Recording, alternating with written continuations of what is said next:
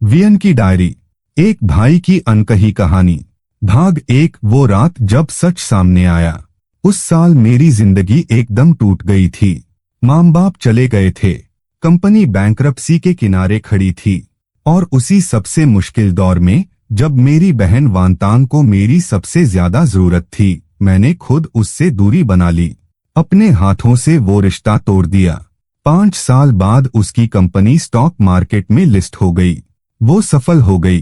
लोग उसे मैडम वो कहकर बुलाने लगे। दुनिया उसकी तारीफ करने लगी। फिर एक दिन एक पत्रकार ने उससे पूछा, इन सालों में आप सबसे ज्यादा किसकी आभारी हैं? मैं सिर्फ उस पल को इमेजिन कर सकता हूँ। वांतांग की आंखें ठंडी थीं, लेकिन आवाज बिल्कुल साफ। उस भाई की जो पैसों के लिए मुझसे लड़कर चला गया। एक पल की चुप्पी, फिर बिना रुके, नहीं, अब वो मेरा भाई भी नहीं है। उस पत्रकार ने बाद में ऑनलाइन सर्च शुरू की।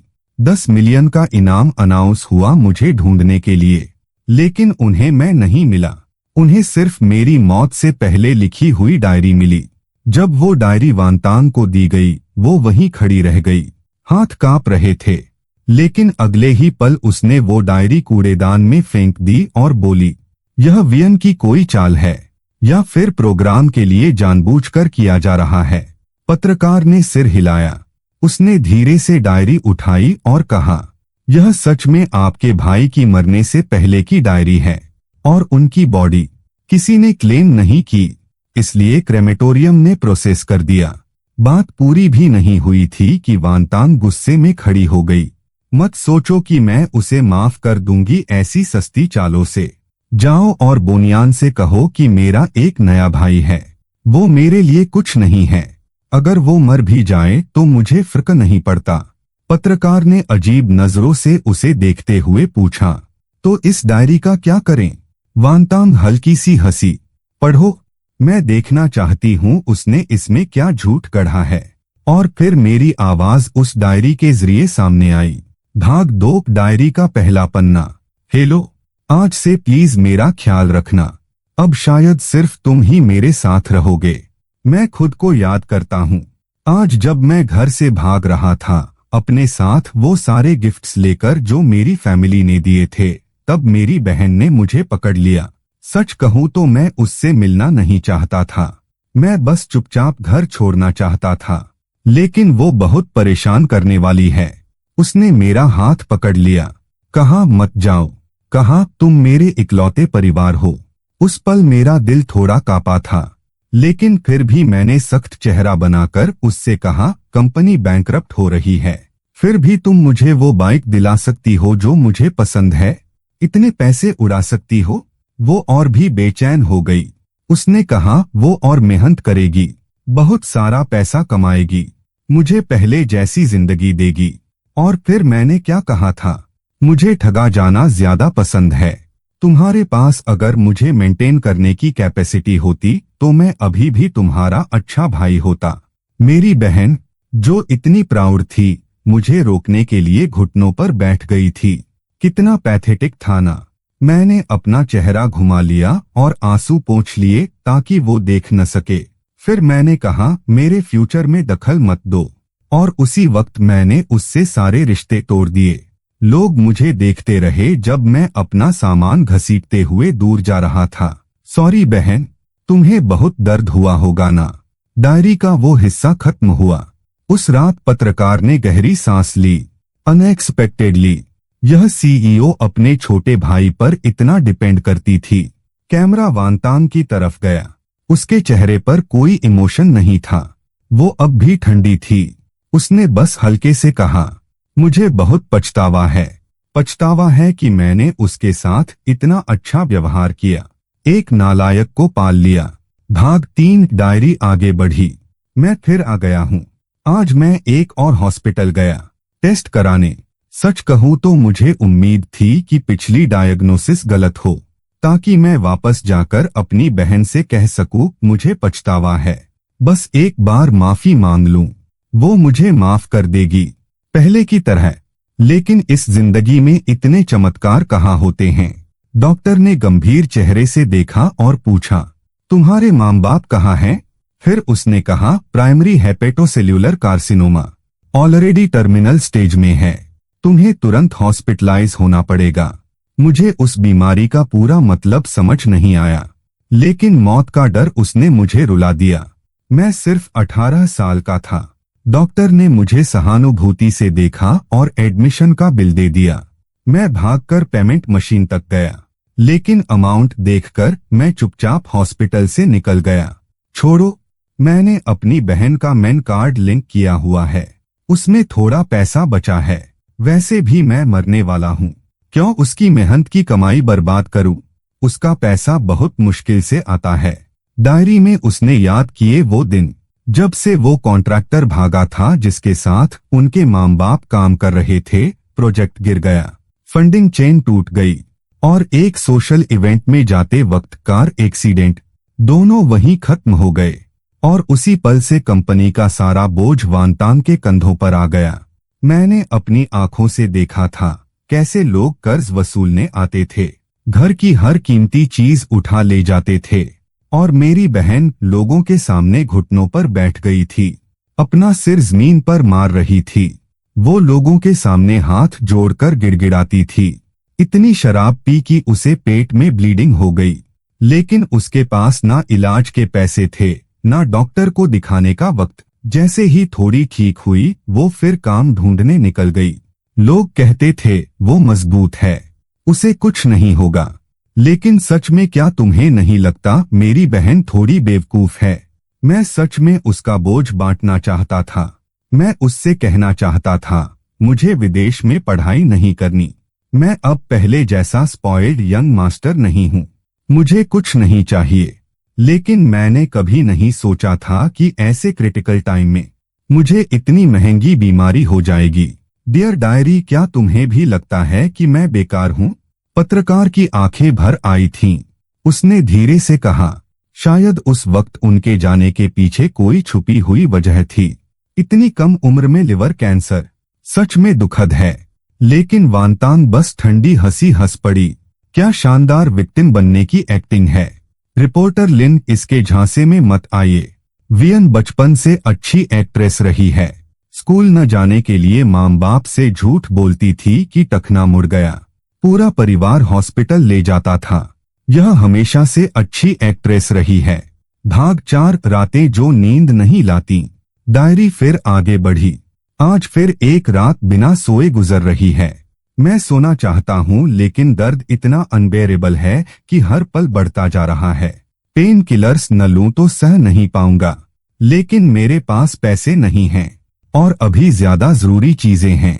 अगर मैंने रेंट नहीं दिया तो लैंडलॉर्ड मुझे निकाल देगा।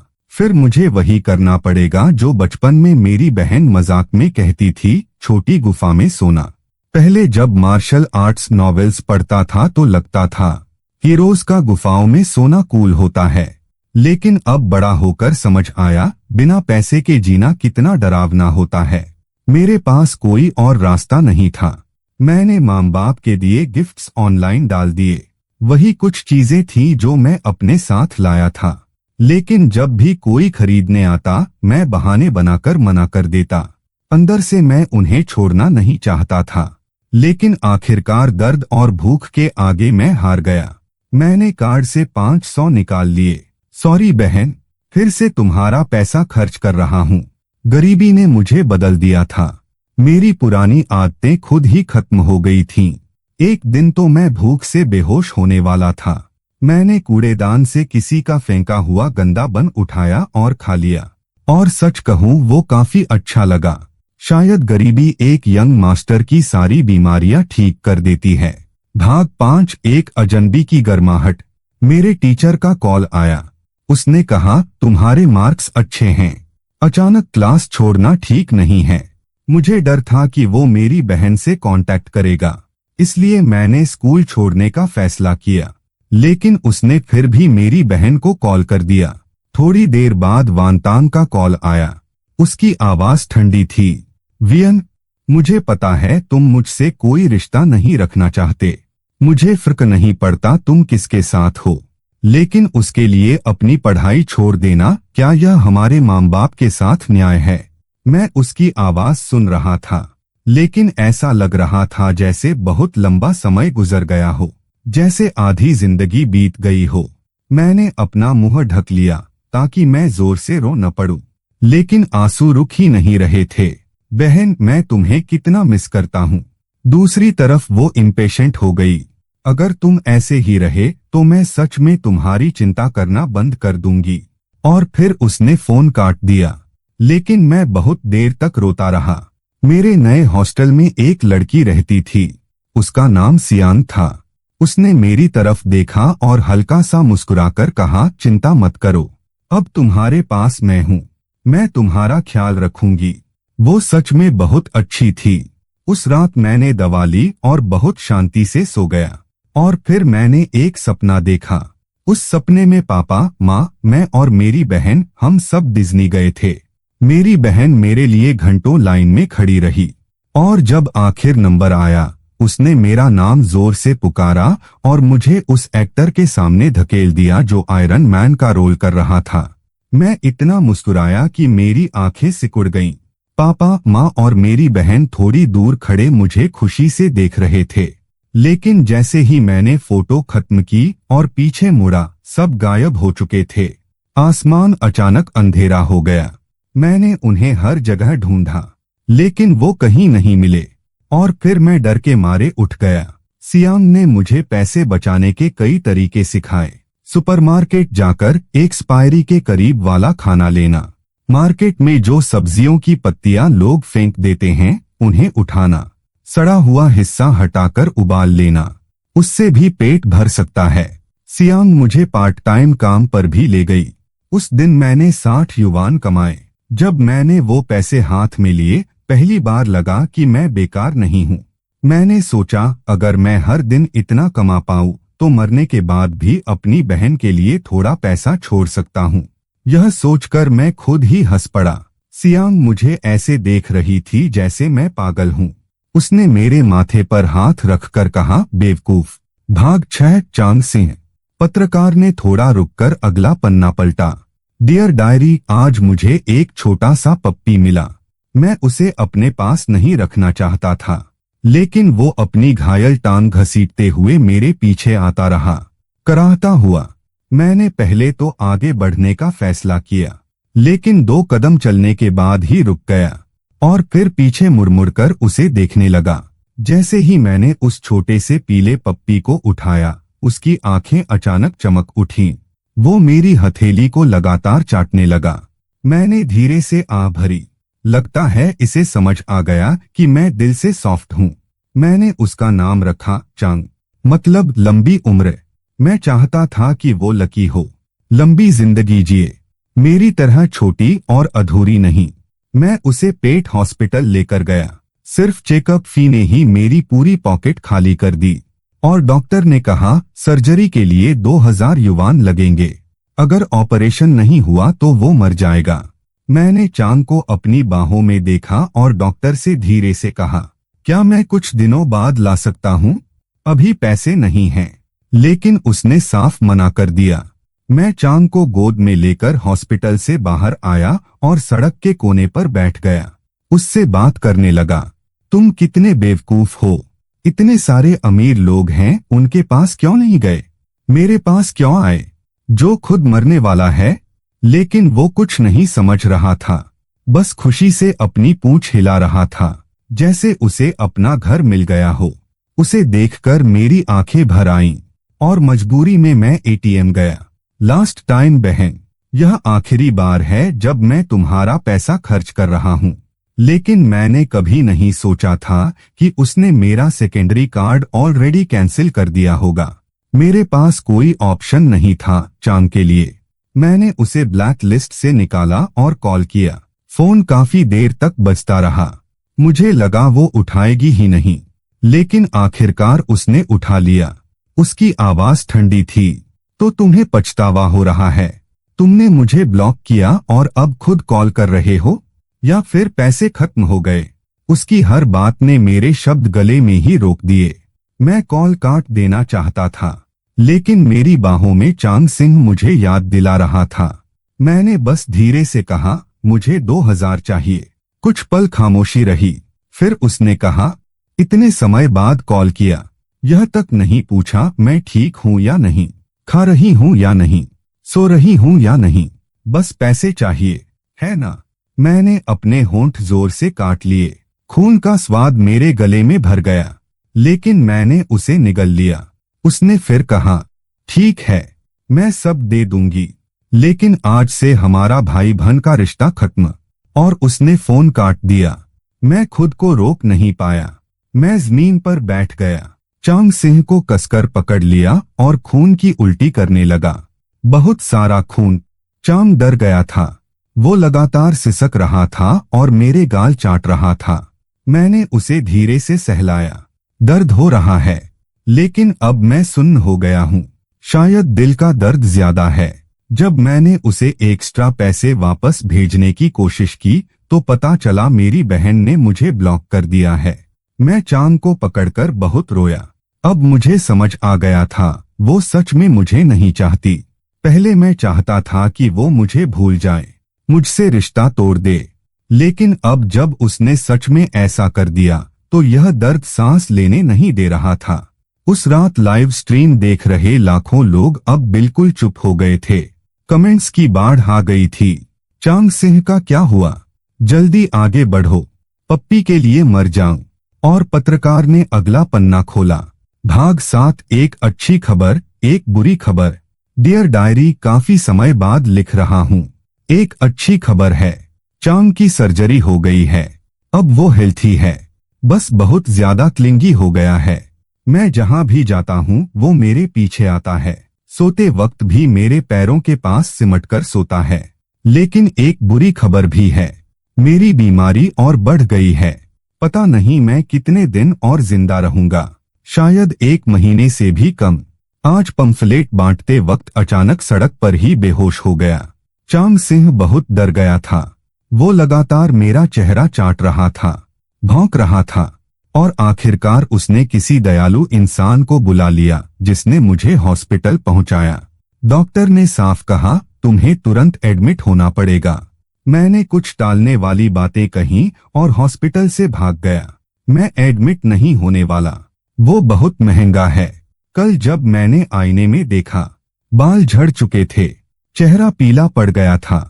जो गाल पहले गोल थे अब इतने पतले हो गए थे कि थोड़ी नुकीली लग रही थी। मेरी बहन मजाक में कहती थी, यह बेबी फेस है, इसमें कोई डिस्ट्रक्टिव पावर नहीं है। लेकिन अब लगता था यही चेहरा हमेशा के लिए रुक जाएगा। हमेशा जवान रहना भी शायद अच्छा नहीं होता। मैं धीरे धीरे बड़ा होना चाहता था, अपनी बहन के पास रहना चाहता था, उसे अपनी फैमिली बनाते हुए देखना चाहता था, उसे सफल और खुश देखना चाहता था। कम से कम एक फायदा तो है, मेरी बहन मुझे अब ऐसे नहीं देख सकती, वरना वो डर जाती। डियर डायरी, बहुत दर्द हो रहा है। सच में मैं अपनी बहन को बहुत बहुत याद कर रहा हूँ। मैं उसे फिर से देखना चाहता हूँ, बस दूर से ही सही। क्या यह चाहत ज्यादा है? फिर मैंने फैसला किया, मैं चांग सिंह के साथ उसे देखने जाऊंगा। इसके लिए मैंने हैट, मास्क और एक ब्लैक कोट पहना। परफेक्ट, बिल्कुल पपाराजी जैसा। मैं वापस आ गया। मेरी बहन अब भी पहले की तरह खूबसूरत और कैपेबल है, बस थोड़ी लंबी और पतली हो गई है। मैं बस उसे एक नजर देखकर जाना चाहता था, लेकिन वो खुश नहीं लग रही थी, जबकि पहले उसे हंसना बहुत पसंद था। मुझे समझ नहीं आया वो हॉस्पिटल क्यों गई थी। उसे साइकोलॉजिकल थेरेपी की जरूरत क्यों है? उसके जाने के बाद मैं उसके डॉक्टर के पास गया। उसने एक गहरी सांस ली और मेरी बहन की हालत पर अफसोस जताया। तुम्हारी बहन बहुत बीमार है, माँ बाप की मौत ने उसे तोड़ दिया और तुम्हारे जाने ने उसे और गिल्ट में डाल दिया। उसे लगता है वो अच्छी नहीं है। उसने तुम्हारा ख्याल नहीं रखा, इसलिए तुम उसे छोड़ गए। उसने खुद को हर्ट करना भी शुरू कर दिया है। यह सुनकर मैं रोया, बहुत रोया, और फिर हंस पड़ा। मेरी बहन कितनी बेवकूफ है। असली बेकार तो मैं हूँ। मैं ही उसे नीचे खींच रहा था। वो तो दुनिया की सबसे अच्छी बहन है। पत्रकार रुक गई। उसने डायरी को कैमरे के सामने दिखाया। उस पेज पर सुंदर हैंडराइटिंग के साथ कुछ ऐसे निशान थे जैसे वो भी कर सूख गया हो। शायद बहुत देर तक रोने से उस पेज को आंसुओं ने भिगो दिया था। पत्रकार की आवाज कांप रही थी।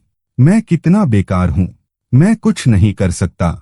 मैंने अपनी बहन को अपने सामने गुजरते देखा, लेकिन उसे गले लगाने की हिम्मत नहीं हुई। जिस पल हमारी नजरें मिली, वो मुझे पहचान भी नहीं पाई। हाँ, मेरी हालत अब बहुत खराब है। बेहतर है वो मुझे ऐसे न देखे। मैं नहीं चाहता वो दुखी हो। भाग 8, वो आखिरी फैसला। और फिर डियर डायरी, मैंने एक फैसला लिया है। इतने दर्द में धीरे धीरे मरने से बेहतर है कि मैं खुद अपनी जिंदगी खत्म कर दूं। क्या मैं सही कर रहा हूँ? मैं सच में इस बीमारी की वजह से बहुत कंफ्यूज्ड हूँ। मैंने स्लीपिंग पिल्स भी खरीद ली हैं, लेकिन फिर अचानक एक ख्याल आता है, चांग सिंह का क्या होगा? मैं उसे ऐसे ही नहीं छोड़ सकता। मैं चाहता हूँ उसे अपनी बहन के पास छोड़ दूं, ताकि वो उसका ख्याल रख सके और उसे कंपनी मिले। अचानक याद आया, कल मेरा बर्थडे है। मैं एक दिन और रुकूंगा। मैं अपने बर्थडे वाले दिन मरना नहीं चाहता। पिछले साल जब मैं 17 साल का हुआ था, पापा ने मेरे कंधे पर हाथ रखा और हंसते हुए बोले, तू सबसे कूल लड़का है। और मेरी बहन ने मुझे एक मैकेनिकल वॉच दिया था। उसका डायल चमक रहा था। वो काफी महंगा था, लेकिन अब वो सारे गिफ्ट्स गिरवी रखे जा चुके हैं। मेरे पास अब सिर्फ वही चीजें बची हैं जिन्हें मैंने कभी नहीं बेचा। जब मेरे पास खाने के पैसे नहीं होते, तब भी मैंने कभी उन्हें बेचने की हिम्मत नहीं की। जब मैं सोता हूँ, मैं उस ब्राउन टेडी बेयर को गले लगाता हूँ जो मेरी माँ ने मुझे 8 साल की उम्र में दिया था। जैसे मैं पापा, माँ और अपनी बहन को ही गले लगा रहा हूँ। अब मेरे साथ कौन है? शायद सिर्फ चांग सिंह। मैंने उसे गले लगाया। वही एक गर्माहट थी जो मुझे महसूस हो रही थी। चांग सिंह ने जैसे मेरे इमोशंस समझ लिए। वो बेचैन था, कुछ कर नहीं सकता था, बस मुझसे चिपककर बार बार मेरी हथेली और गाल चाटने लगा, जैसे रो रहा हो। मुझे थोड़ी गुदगुदी हुई। मैं मुस्कुराया और उसे किस किया। फिर मैं उसे बेकरी लेकर गया। मैं अपने लिए एक छोटा केक खरीदना चाहता था। मैंने सबसे सस्ता चॉकलेट केक कप खरीदा, 20 युवान का। फिर मैं पार्क में एक बेंच पर बैठ गया, चांग सिंह को गले लगाकर। कैंडल्स नहीं थीं, तो मैंने अपने मन में ही विश किया। आंखें बंद की और कहा, चांग सिंह हमेशा सेफ रहे। काश मेरी बहन सफल हो, लंबी उम्र पाए, खुश रहे। मैंने आंखें खोली, केक उसे दे दिया। वो बहुत खुशी से खाने लगा, जैसे मेरा 18वां बर्थडे सेलिब्रेट कर रहा हूँ। डियर डायरी, अगर सब ठीक रहा तो यह मेरी आखिरी एंट्री होगी, क्योंकि कल मैं दूसरी दुनिया में पापा और माँ से मिलने जाऊंगा। डियर डायरी, मैं तुम्हें मिस करूंगा। चांग सिंह, मैं तुम्हें भी प्रोटेक्ट करूंगा। और बहन, मैं हमेशा तुम्हारी रक्षा करूंगा। Good bye. पत्रकार ने सोचा यही सब खत्म हो गया, लेकिन उसने अनजाने में अगला पन्ना पलट दिया। सॉरी चांग सिंह, मैं तुम्हारा ख्याल नहीं रख पाया। क्या मेरी बहन ने सोचा कि तुम किसी के पालतू हो, या उसने तुम्हें अपनाया ही नहीं? मैं थोड़ी दूर छुपकर खड़ा था, सोच रहा था जब मेरी बहन उसे ले जाएगी तब मैं चला जाऊंगा। लेकिन चांग सिंह अचानक लीश से छूटकर मेरी तरफ भागा। मैं बार बार उससे कह रहा था, मत जाओ, मुझे छोड़कर मत जाओ, लेकिन उसने मुश्किल से सिर उठाया, हल्की सी सिसकी, मेरा चेहरा चाटा और अपनी आंखें बंद कर ली। मैंने उसे कसकर गले लगाया और धीरे धीरे गाने लगा, अच्छे पप्पी दरवाजा खोलो। गाते हुए मेरे आंसू लगातार गिर रहे थे। मैंने चांग सिंह को पापा और माँ की कब्र के पास उस छोटी सी पहाड़ी पर दफना दिया। आज रात चांद पूरा नहीं है, लेकिन बहुत चमकीला है। मैं और इंतजार नहीं कर सकता। चांग सिंह, थोड़ा धीरे भागो, मैं भी आ रहा हूँ तुम्हारे पास और पापा माँ के पास। गुड बाय बहन। डायरी यहीं खत्म हो गई। लाइव स्ट्रीम में लाखों लोग एक साथ टूट गए। कमेंट्स की बाढ़ आ गई। चांग सिंह भी मर गया। यह कितना क्रूल है। मुझे मार दो लेकिन पप्पी को मत छुओ। और फिर किसी ने लिखा, पुलिस रिकॉर्ड्स और इन्वेस्टिगेशन के अनुसार वियन की मौत 5 साल पहले हो चुकी है। यह कोई शो नहीं है, ना ही फेक डेथ है। भाग 9, सच का सामना। उस रात वांतांग के असिस्टेंट ने उससे धीरे से कहा, प्रेसिडेंट बो, 5 साल पहले आपने एक बेज कलर का पप्पी देखा था। वांतांग ने हैरानी से देखा, फिर धीरे से सिर हिलाया। उस दिन मैं काम से घर लौट रही थी। मैंने गेट के पास एक छोटा सा पप्पी देखा। हल्का रंग, गुलाबी नाक, बहुत साफ और प्यारा। मुझे लगा उसे भी छोटे जानवर पसंद थे, तो मैं पास गई और उसे सहलाया। थोड़ी देर बाद बाहर शोर सुनाई दिया। मैंने खिड़की से देखा, एक लड़का सड़क के बीच उस पप्पी को पकड़कर बुरी तरह रो रहा था। शायद वही उसका मालिक था। असिस्टेंट का चेहरा बदल गया। उसने फाइल खोली। प्रेसिडेंट बो, मुझे माफ कीजिए, मैंने आपकी जानकारी के बिना इन्वेस्टिगेशन की। वो सच में मर चुका है। पुलिस ने उसकी मौत 5 साल पहले रजिस्टर की थी। उसने पॉइजन लेकर सुसाइड किया था, और डायरी भी असली है। उसने धीरे से आखिरी बात कही, आपके भाई ने सच में बहुत कुछ सहा है। दरवाजा धीरे से बंद हुआ। एक हल्की सी क्लिक की आवाज, और जैसे दुनिया बाहर रह गई। अंदर सिर्फ वांतांग और उसके हाथ में वो भारी डॉक्यूमेंट। उसने कभी नहीं सोचा था कि हिम्मत करके उसे खोलेगी, लेकिन कांपते हाथों से उसने खोला। पहले पेज पर पुलिस डेथ सर्टिफिकेट की कॉपी थी। काले सफेद अक्षरों में ठंडी सच्चाई। नाम वियन, लिंग पुरुष, मृत्यु की तारीख 5 साल पहले की उस पतझड़ की रात। उसकी आखिरी बात के सिर्फ 3 महीने बाद। सिर्फ 3 महीने।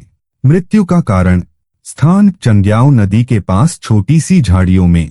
शरीर, क्योंकि उसे क्लेम करने वाला कोई नहीं था, हॉस्पिटल ने नियमों के अनुसार उसका क्रेमेशन कर दिया। किसी ने क्लेम नहीं किया। यह 4 शब्द जैसे एक जोरदार थप्पड़ उसके चेहरे पर पड़े।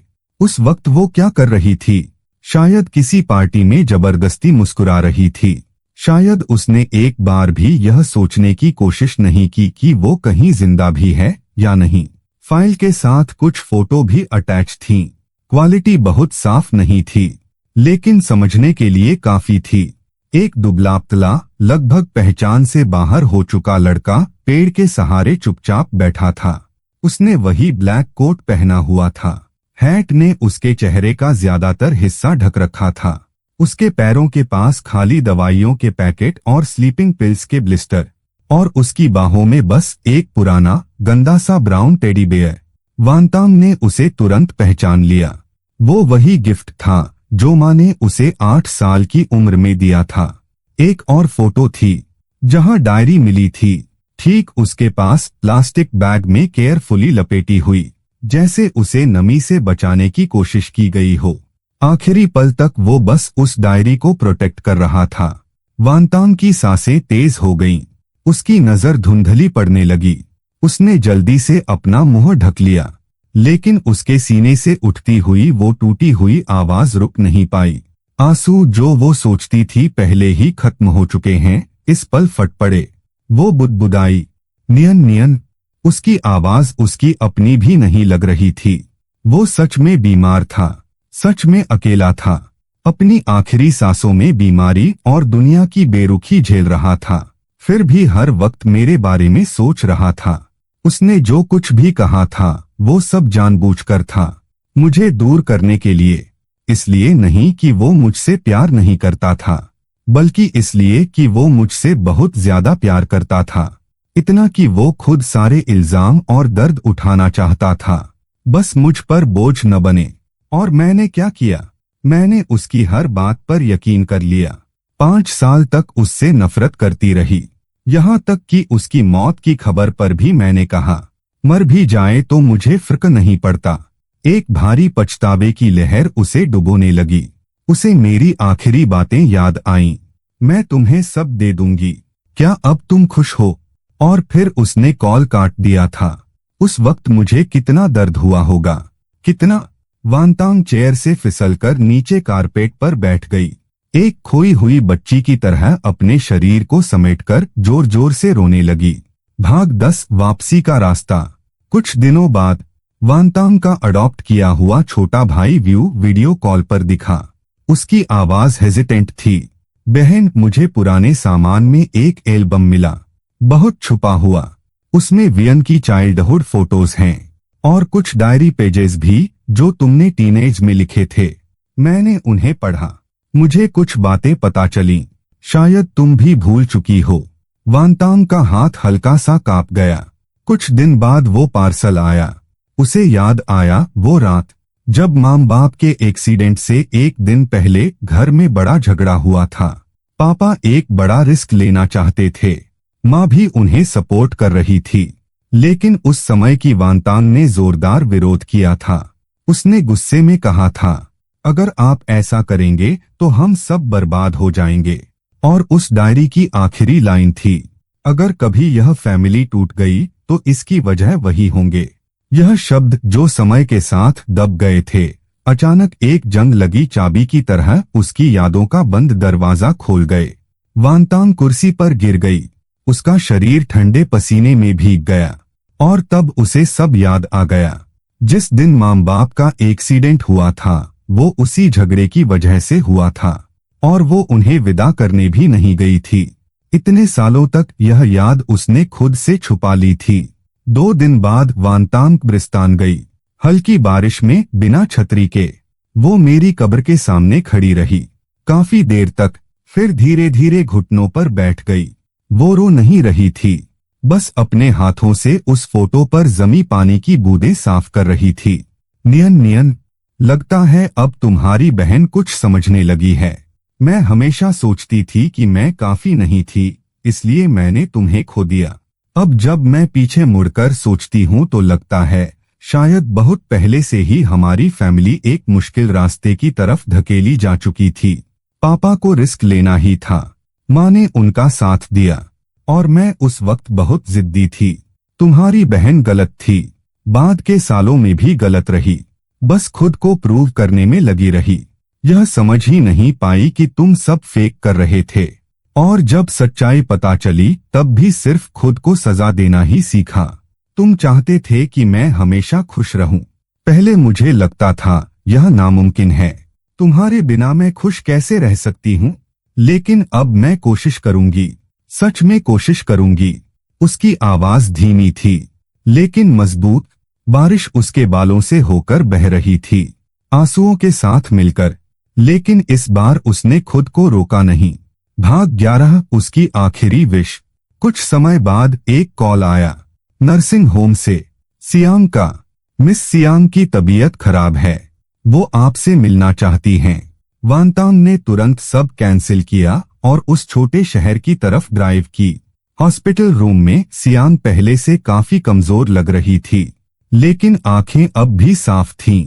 उसने हल्की मुस्कान के साथ कहा, प्रेसिडेंट आप आ गईं। वांतांग उसके पास बैठ गई, उसका हाथ पकड़ लिया। मुझे प्रेसिडेंट मत कहो, बस वांतांग कहो, सियांग ने सांस लेते हुए कहा।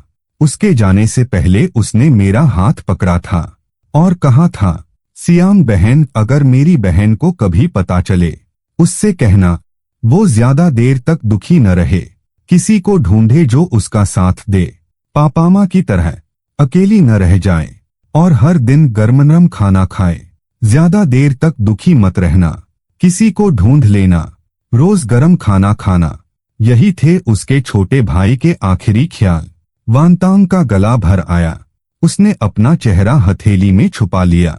सियांग ने धीरे से कहा, वो बेवकूफ लड़का, उसने कभी तुम्हें ब्लेम नहीं किया, हमेशा कहता था मेरी बहन दुनिया की सबसे अच्छी बहन है। कुछ दिनों बाद सियांग भी अपनी बीमारी से हार गई। वांतांग ने उसे मेरी कब्र के पास दफनाया।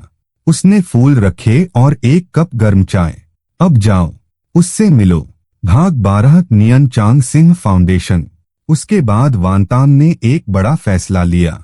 उसने प्रेस कॉन्फ्रेंस बुलाई और अनाउंस किया कि वो अपनी पर्सनल वेल्थ का बड़ा हिस्सा डोनेट करेगी नियन चांग सिंह फाउंडेशन के लिए। यह फाउंडेशन 2 कामों पर फोकस करेगी। पहला, गरीब कैंसर पेशेंट्स, खासकर टीनेजर्स को मेडिकल खर्च और साइकोलॉजिकल सपोर्ट देना। दूसरा, स्ट्रे एनिमल्स को रेस्क्यू करना, उनके लिए प्रॉपर शेल्टर और अडॉप्शन सिस्टम बनाना। उस प्रेस कॉन्फ्रेंस में वांतांग ने पहली बार पब्लिक में मेरा नाम लिया। मेरा भाई वियन। अपनी जिंदगी में उसने अजनबियों की दया भी देखी और जिंदगी की कठिनाइयां भी झेली। यह फाउंडेशन उसी की याद में है और उन लोगों की मदद के लिए जो उसी तरह दर्द और संघर्ष से गुजर रहे हैं। मैं चाहती हूं कि हर जिंदगी को दया मिले और हर काइंडनेस लंबे समय तक जिंदा रहे। भाग 13 वो ड्राइंग। एक बिजनेस फोरम के बाद होटल की लॉबी में वांतांग की मुलाकात उस पत्रकार लिन से हुई। दोनों एक कैफे में बैठे। थोड़ी देर बाद लिन ने अपने बैग से एक हल्का सा पीला पड़ा लिफाफा निकाला। यह उस समय डायरी के साथ मिला था। मुझे लगा उस वक्त देने का सही समय नहीं है, इसलिए मैंने अपने पास रखा। लेकिन अब यह आपको मिलना चाहिए। वांतांग का दिल एक पल के लिए रुक गया। उसने धीरे से लिफाफा खोला। अंदर कोई लेटर नहीं था। एक पुरानी सी कलर ड्राइंग थी, जैसे किसी नोटबुक से फाड़ी गई हो। ड्राइंग में नीला आसमान, चमकता हुआ सूरज, हरी घास, एक लड़की पोनीटेल में मुस्कुराती हुई, वो खुद थी। छोटी वांतांग, एक हाथ से एक छोटे लड़के का हाथ पकड़े हुए मैं वियन, दूसरे हाथ में एक छोटा पप्पी चांग सिंह। पीछे पापा और माँ खड़े थे, मुस्कुराते हुए। ऊपर कोने में टेढ़े-मेढ़े लेकिन ध्यान से लिखे हुए शब्द, my family, other vein, wish I hope my sister always be happy. और पीछे छोटे और जल्दी जल्दी लिखे शब्द बाद में जोड़े गए थे, sister sorry and I love you. Wantang की नजर धुंधली हो गई। उसे जैसे मैं दिख रहा था अपने आखिरी पलों में, दर्द से कांपते हाथों से यह ड्राइंग बनाते हुए। वो फैमिली जिसे वो सबसे ज्यादा चाहता था लेकिन कभी पा नहीं सका। उसके दिल में कोई शिकायत नहीं थी, सिर्फ माफी और प्यार। वांतांग ने उस पतले कागज को कसकर पकड़ लिया, जैसे यह दुनिया की सबसे कीमती चीज हो। आंसू उस ड्राइंग पर गिरने लगे, लेकिन उसने जल्दी से उन्हें अपनी उंगलियों से पोंछ दिया, डरते हुए कि कहीं मेरे छोड़े हुए निशान मिट न जाएं। उसकी आवाज टूट गई। वो हमेशा मेरे बारे में सोचता था। उस रात वांतांग ने उस ड्राइंग को केयरफुली फ्रेम किया, उसे अपनी स्टडी में टांग दिया और उसके पास डायरी की कॉपी रख दी। वो काफी देर तक उसके सामने खड़ी रही, बस उसे देखती रही। भाग 14 जो घाव रहे वो साथ चले। आने वाले सालों में वांतांग फिर से वही पावरफुल सीईओ बन गई। फाउंडेशन ने हजारों फैमिलीज की मदद की, लेकिन उसके दिल के सबसे गहरे हिस्से में उस 18 साल के लड़के के लिए और उसके छोटे से पप्पी के लिए एक कोमल जगह हमेशा बनी रही। वो अक्सर कब्रिस्तान जाती थी, लेकिन अब जैसे पुराने दोस्तों से मिलने जाती हो। एक चाय का कप लेकर जाती, उन्हें अपनी जिंदगी की बातें बताती। कभी कभी चांग सिंह की छोटी सी कब्र के पास एक नया खिलौना रख देती। चांग सिंह, इसका ख्याल रखना। फाउंडेशन के एक इवेंट में एक लड़की जिसने ट्रीटमेंट पाया था रोते हुए उसका हाथ पकड़कर बोली, आपकी और वियन की वजह से मुझे दूसरी जिंदगी मिली। उस पल वांतांग के दिल में सिर्फ राहत नहीं बल्कि एक अजीब सी शांति आई, जैसे मेरी जिंदगी किसी और तरीके से आगे बढ़ रही हो।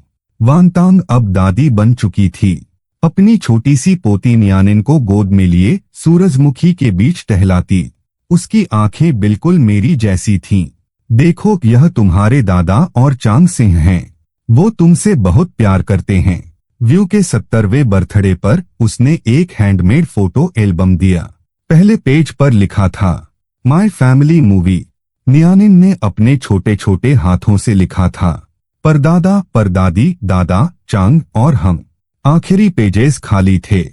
व्यू ने कहा, बाकी हम आगे भरेंगे साथ में। वांतांग ने उस फोटो को हल्के से छुआ। उसकी आंखें नम हो गईं, लेकिन उसके होठों पर एक सुकून भरी मुस्कान थी। अंत एक ऐसी शांति जो लंबे समय से ढूंढ रही थी। वांतांग ने अपनी पूरी जिंदगी चैरिटी और दूसरों की मदद में लगा दी और आखिरी पल में उसने धीरे से कहा, पापा, माँ, नियन, तुम मुझे लेने आए हो। सॉरी, मैं तुम्हारा ख्याल नहीं रख पाई। उसकी आंखों से आंसू बह रहे थे, जैसे एक बच्ची रो रही हो। लेकिन जब उसने आखिरी सांस ली, उसके चेहरे पर एक शांत, संतुष्ट और मासूम सी मुस्कान थी, जैसे आखिरकार उसे सुकून मिल गया हो। उपसंहार, यह कहानी पूरी तरह हैप्पी एंडिंग नहीं थी। लेकिन इसमें एक सच्ची मुकम्मलता थी, घावों के साथ भी आगे बढ़ने की।